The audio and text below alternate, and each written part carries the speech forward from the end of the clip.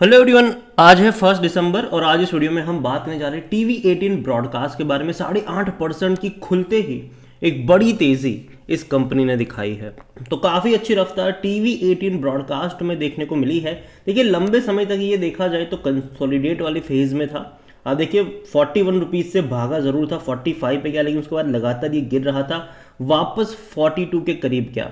लेकिन आज एक ही दिन में पूरी कसर इसने पूरी कर दी है। हालांकि देखा जाए तो अभी कुछ टाइम पहले भी अगर हम बात करें तो 50 रुपए के ऊपर ये चला गया था, गिरावट बनी, वापस तेजी आई, गिरावट बनी, वापस तेजी आई। देखिए, कहीं ना कहीं एक स्ट्रॉन्ग सपोर्ट के तौर पर 40 रुपए का लेवल यहाँ पर काम कर रहा है और 42 से 43 रुपीज़ का जो लेवल है, कहीं ना कहीं वहाँ से अच्छी खासी बाइंग जो है वो लौटती हुई नजर आ रही है। और देखिए, मुझे लगता है कि एटलीस्ट आने वाले 5-6 महीने के लिए TV18 ब्रॉडकास्ट और उसके साथ उसका बड़ा भाई नेटवर्क 18 मुझे उतना बुरा नहीं लगता है। क्योंकि देखो, मुझे लगता है कि आने वाले टाइम में जिस तरीके से बहुत सारी चीज़ें लाइंड अप है, जैसे कि इलेक्शन, सबसे पहले भैया इलेक्शन ही अभी हाल फिलहाल में राजस्थान, छत्तीसगढ़ और मध्य प्रदेश के, और मतलब जो चुनाव हुए, तो उसका अभी बहुत बड़े पैमाने पर भैया देखो एडवर्टीजमेंट चलती रहती है। अभी लोकसभा का भी अगले साल आने वाला है, तो कहीं ना कहीं बहुत बड़े पैमाने पर सभी पॉलिटिकल पार्टियां जो है वो पैसा स्पेंड करेगी, पानी की तरह पैसा बहाएगी एडवर्टीजमेंट के ऊपर। और जो मीडिया कंपनी है वो डेफिनेटली फोकस में रहने वाली है। तो यहाँ पर TV18 ब्रॉडकास्ट एक साल में देखे तो 16% का ही ग्रोथ, लेकिन गिर के काफ़ी नीचे गया था। ये 27 पे गया, 50 से पहुंचा, वापस डिक्लाइन आई, वापस तेजी की तरफ जाता ही नजर आ रहा है। 5 साल की अगर हम बात करें तो वो 36% का ग्रोथ है, लेकिन जो हाई लेवल था वो 75 रुपये का था इसका। वहाँ से गिरा ज़रूर था और अभी वापस से अटेम्प्ट कर रहा है, कोशिश कर रहा है यहाँ पर ऊपर उठने की।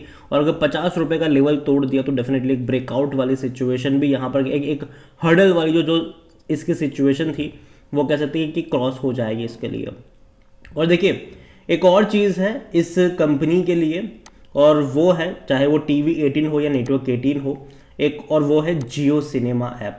देखिए, जियो डेफिनेटली अभी अगर TV18 ब्रॉडकास्ट ने खुद कहा था कि भाई साहब जो जियो सिनेमा ऐप है वो पार्ट होगा वाईकॉम 18 पोर्टफोलियो का, तो जिसका एक बहुत बड़ा फ़ायदा ये भी है कि इनके रेवेन्यू प्रॉफिट्स में भी ये सारी चीज़ें जुड़ने वाली है।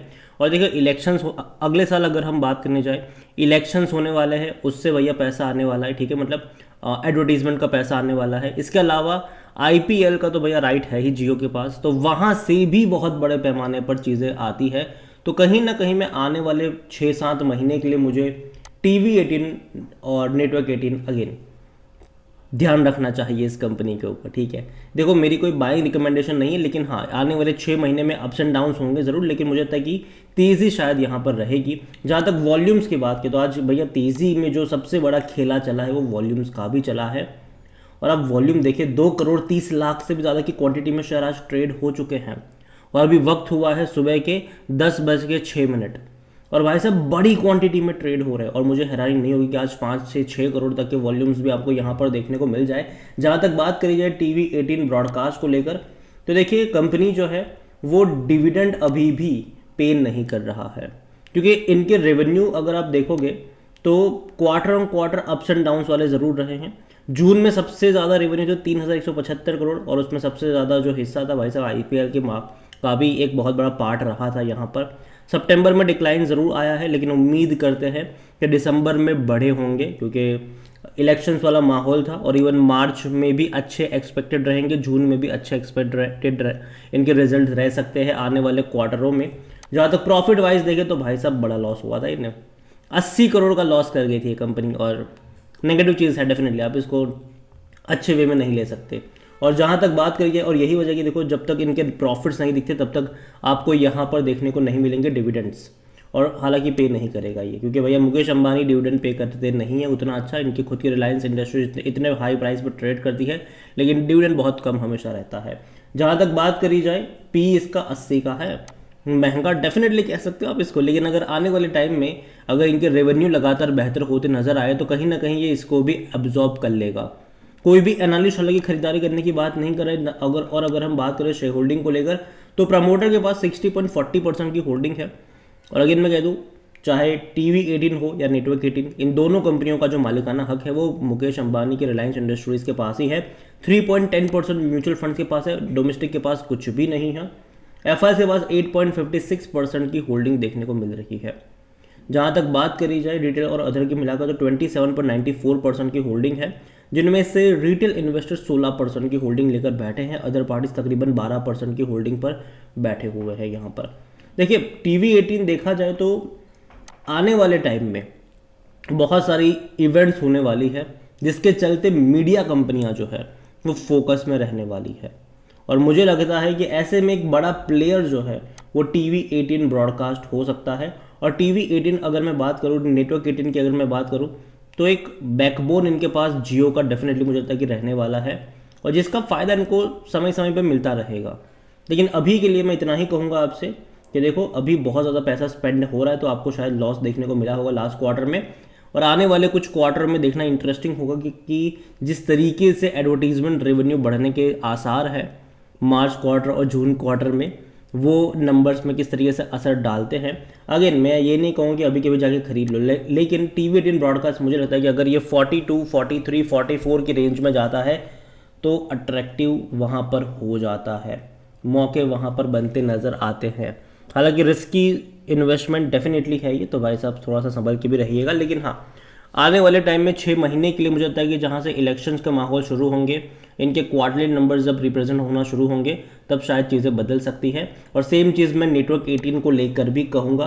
हालांकि धीरे धीरे ये ऊपर की तरफ जा तो रहा है, लेकिन देखा जाए तो पिछले एक महीने में 36% दौड़ चुका है ये, बहुत ज़्यादा तेज़ी दिखाई इसने। जबकि TV18 की अगर मैं बात करूँ तो पिछले एक महीने में 12.5% की तेज़ी है।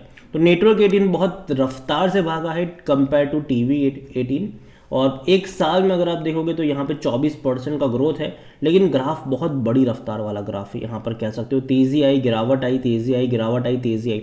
और देखो यहाँ पर नेटवर्क 18 में ये चीज़ होती है कि तेज़ी एक बहुत बड़ी आती है, फिर बाद में भैया ये 5-10% की गिरावट पर रुकता नहीं है, ये बहुत हैवी गिरावट पे रुकता है, फिर वापस उससे बड़ी तेज़ी दिखाता है, फिर वापस हैवी गिरावट आती है, फिर वापस बहुत बड़ी तेज़ी दिखाता है। और शायद हो सकता है कि कुछ दिनों बाद वापस आपको एक बड़ी डिक्लाइन देखने को मिले, लेकिन वापस भागेगा ज़रूरी है।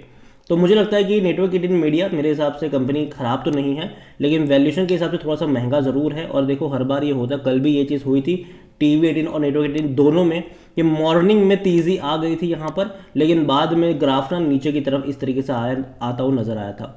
तो वो भी थोड़ा सा ध्यान में रखिएगा ज़रूर, ठीक है, कि मॉर्निंग में बहुत बड़े वॉल्यूम्स आ जाते हैं, लेकिन बाद में धीरे धीरे प्रॉफिट टेकिंग भी आती है। लेकिन जो लेवल मैंने कहे हैं वहाँ पर आपकी नज़र होनी चाहिए TV18 ब्रॉडकास्ट को लेकर।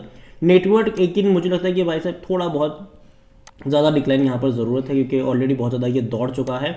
और यहाँ पर मैं इतना ही कहूँगा कि देखो मैं कोई टारगेट वगैरह नहीं दे रहा, मुझे लगता है कि 6 महीने का आपको यहाँ पर वेट, मतलब 6 महीने का आपका लक्ष्य यहाँ पर होना चाहिए इन्वेस्टेड रहने का, अगर आप यहाँ पर ख़रीदारी कर भी रहे हो तो। और जो लेवल मैंने बताया 42, 43, 44 TV18 ब्रॉडकास्ट में, वहाँ से मौके बन सकते हैं।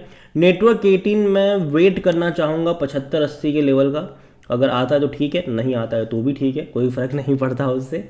तो नज़र रखिए दोनों ही कंपनियों के ऊपर। और भाई साहब देखिए आने वाले टाइम में जो रिलायंस है वो OTT के ऊपर बहुत ज़्यादा बड़े पैमाने पर अग्रेसिवली आगे बढ़ने वाला है। और वाईकॉम 18 को लेकर अगर हम बात करें तो कहीं ना कहीं बॉलीवुड की मूवी भी अब अच्छा परफॉर्म करना शुरू कर रही है, तो उसका फ़ायदा वाईकॉम 18 को भी होगा आने वाले दिनों में।